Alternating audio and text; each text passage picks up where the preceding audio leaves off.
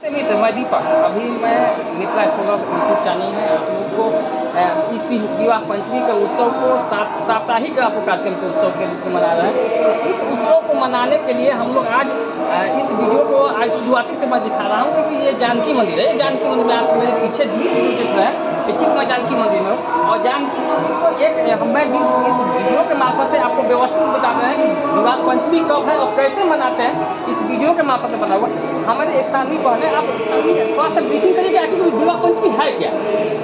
विवाह पंचमी राम जी और सीता जी का शादी हुआ था, वही हम लोग सालों सालों से मनाते आ रहे हैं।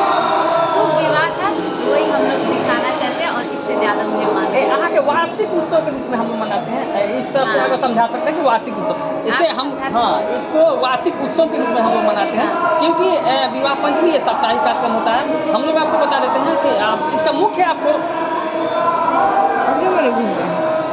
मई के हर एक पल के खुशी से जियो, अच्छा से जियो और सब हम अपना तरफ से सब। धन्यवाद। अभी तक चैनल को सब्सक्राइब नहीं कर लीजिए, सब्सक्राइब कर दियो, वीडियो के लाइक कर दियो, शेयर कर दियो, कमेंट कर दियो। Thank you.